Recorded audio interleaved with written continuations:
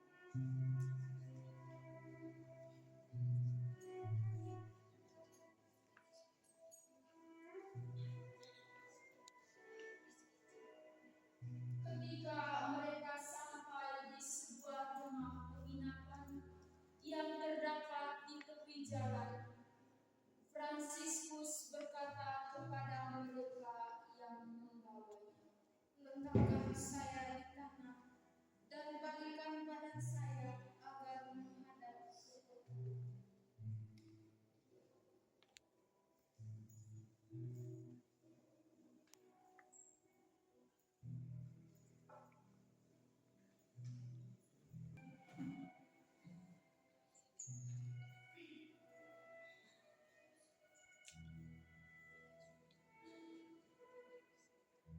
Karena banyak jiwa akan diselamatkan lewat Engkau, dan banyak hamba Allah akan diam di dalammu. Daripadamu banyaklah yang akan terpilih untuk kerajaan Allah. Adalah kehendak Tuhan bahwa ia akan pergi ke Asisi, di mana ia telah mendapat anugerah mengenai hal rohani untuk pertama kalinya di Kapel Santa Maria di Portium Curang. Setibanya di situ, ia berkata, "Tempat ini telah dikuduskan kepada Allah dan menjadi kediaman-Nya. Dulu kita mulai di sini dengan sedikit orang saja, tetapi Tuhan yang Maha Tinggi telah menambah jumlah.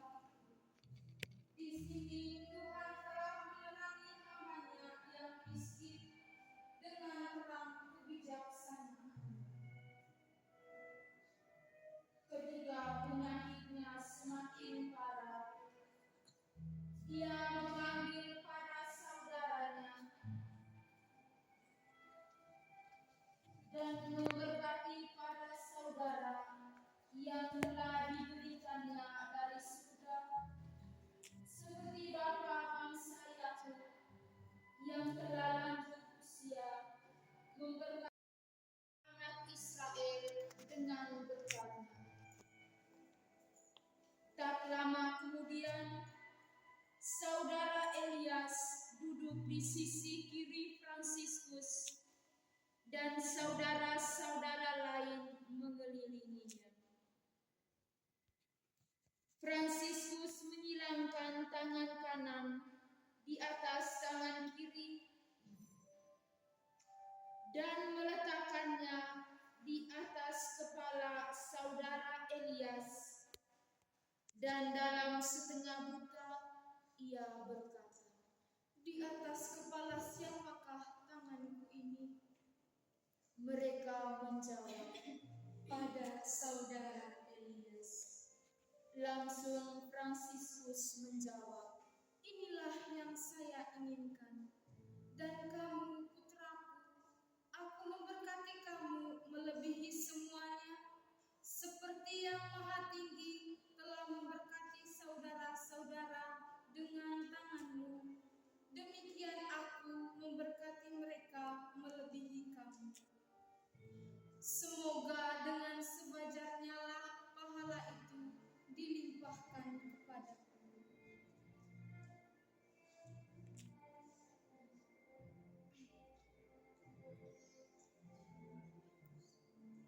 Ketika ia sudah tahu ajalnya sudah dekat, sekali lagi ia mengumpulkan saudara-saudaranya. Ia menghibur mereka yang sedang sedih karena kematian Bapa telah dekat. Salah seorang saudara yang amat dicintai Fransiskus berkata, "Bapa, sekarang putramu tanpa bapa. Ingatlah kami yang yatim piatu ini yang akan kau tinggalkan. Ampunilah segala kesalahan kami." Sang Suci berkata kepadanya, "Aku mengampuni semua saudara yang hadir dan yang tidak hadir.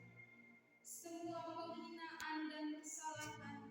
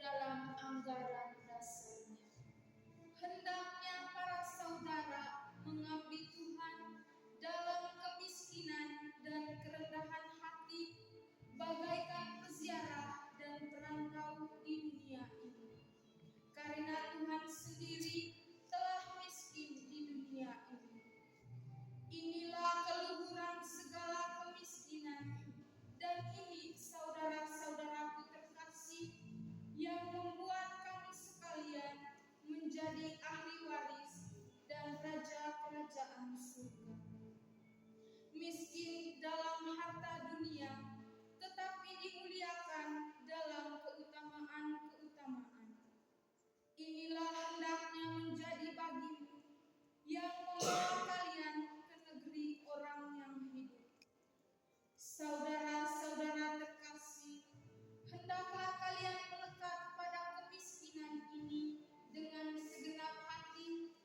Jangan menginginkan barang sesuatu di bawah kolong langit selain Tuhan kita Yesus Kristus. Dengan tajam dan jelas, Fransiskus telah melihat lebih jauh apa yang akan menimpa para saudaranya dan menjadikan mereka tidak setia kepada anggaran dasar. Sebelum pergi, ia memberi suatu peringatan agar hidup menurut anggaran dasar sebagai suatu janji yang pernah dijalin dengan putra manusia yang miskin. Ia memberikan secara resmi sebagai wasiat. Ia juga ingat Tuhan bersabda kepadanya dengan sederhana dan jujur. Dan saudara Angelo menulisnya sebagai berikut. Demikianlah Tuhan telah memberi aku, saudara Fransiskus, untuk mulai melakukan pertobatan. Sebab ketika aku dalam dosa, aku merasa amat muak melihat orang-orang dusta. Akan tetapi Tuhan sendiri mengantar aku ke tengah-tengah mereka, dan aku pun merawat mereka penuh kasihan. Setelah aku meninggalkan mereka, apa yang tadinya terasa memuakkan berubah bagiku menjadi kemanisan jiwa dan badan. Dan sesudahnya aku sebentar menetap, lalu aku meninggalkan dunia. Dan Tuhan memberi aku anugerah dalam gereja-gereja, kepercayaan yang begitu besar sehingga aku biasa berdoa dengan sederhana dan berkata, kami menyembah Engkau Tuhan Yesus Kristus di sini dan di semua gerejamu yang ada di seluruh dunia, dan kami memuji Engkau sebab Engkau telah menebus dunia dengan salib-Mu yang suci. Lalu Tuhan menganugerahkan dan masih menganugerahkan kepadaku kepercayaan yang sedemikian besar kepada para imam yang hidup menurut peraturan gereja Roma yang kudus karena tabisan mereka, sehingga kalaupun mereka mengejar-kejar aku tetap minta perlindungan pada mereka. Aku berbuat demikian karena di dunia ini aku sekali-kali tidak melihat Putra Allah yang Maha Tinggi itu secara jasmania, selain tubuh dan darahnya yang Maha Kudus, yang mereka sambut dan yang hanya mereka sendiri boleh menghidangkannya kepada orang lain. Dengan penuh bakti dan hormat, para saudara mendengarkan perbuatan-perbuatan Tuhan di antara mereka. Mereka hendak mencintai satu sama lain dengan penuh kepercayaan kepada putri kemiskinan, tunduk kepada pimpinan gereja Roma, dan melayani sebagai tanda berkat dan perjanjian mereka. Kemudian Fransiskus gembira dan berkata, kini saudara-saudara, nyanyikanlah dengan lantang hidung saudara matahari.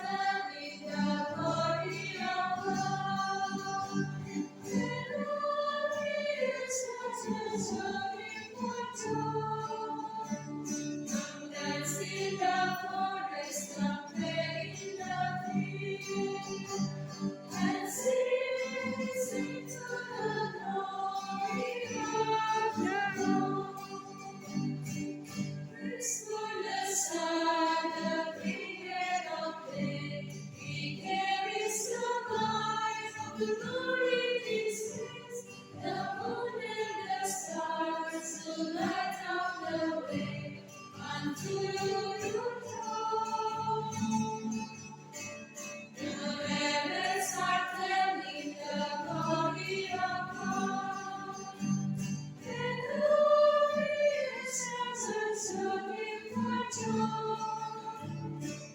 dance in the forest, some play in the field, and sing, sing to the glory of the Lord. Listen to the wind that blows in the trees, that sings mighty songs of tender praise. They go where they will, they come where they please. The praise the Lord.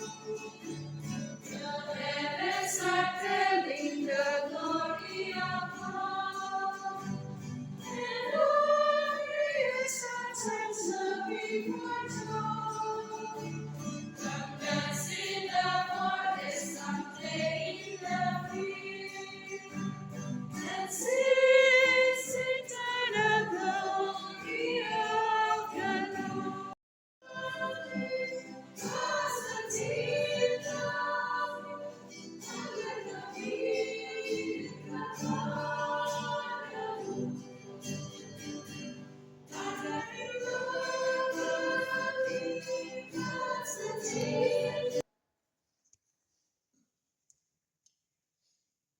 Akhirnya, seluruh misteri Kristus terpenuhi pada Fransiskus. Jiwanya terbang menghadap Allah yang begitu dicintainya.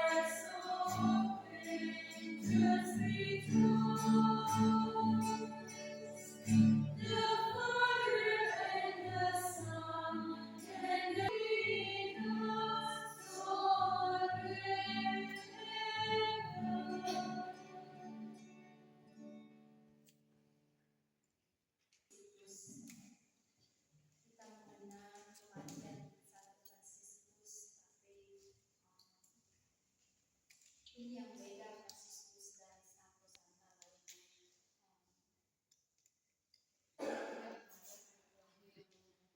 Tapi dia merayakan kematian, maka kematiannya dirayakan begitu meriah, begitu agung. Fransiskus berasal dari bahasa Latin, artinya indah. Seperti kalau kita naik pesawat dari Labuan Bajo ke Kupang itu transitnya di Ende, jadi Fransiskus itu transit ya, singgah. Jadi kalau kita naik pesawat dari rute ke jumlah burung berterbangan di atas bibir Fransiskus.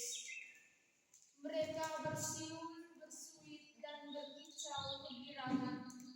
Seperti semua saudara, kalau Fransiskus mengajak mereka memuji Tuhan.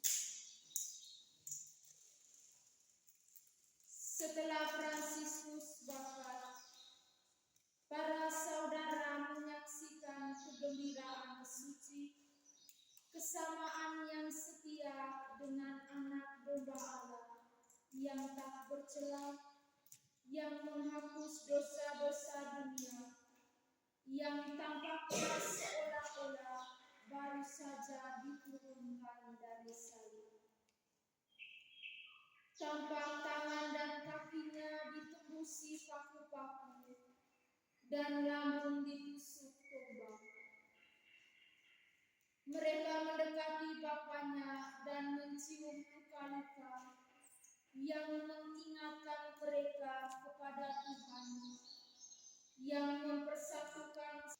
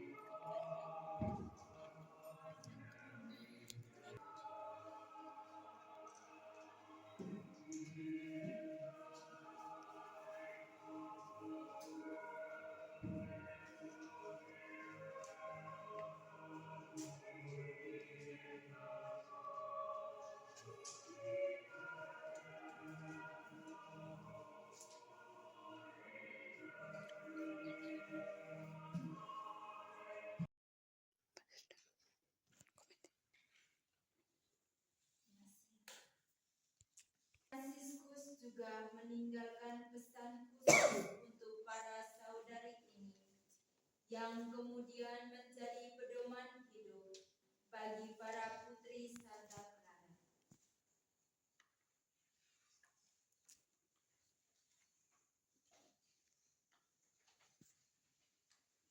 Bapak Fransiskus diarah ke San Damiano agar Clara dan para saudari sempat melihat bapa mereka untuk terakhir kali. Untuk suster-suster Santa Clara, aku saudara Fransiskus yang hina dina ini mau mengikuti kehidupan dan kemiskinan Tuhan kita Yesus Kristus yang maha tinggi serta ibunya yang tersuci dan bertahan di dalamnya sampai akhir.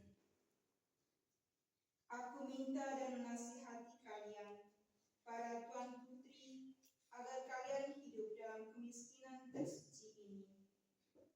Jagalah baik-baik, jangan sampai kalian pernah menyimpang sedikit pun daripadanya, karena ajaran atau nasihat siapapun juga. Franz meninggalkan pesan khusus untuk para saudari ini. Pesan dan janji Fransiskus.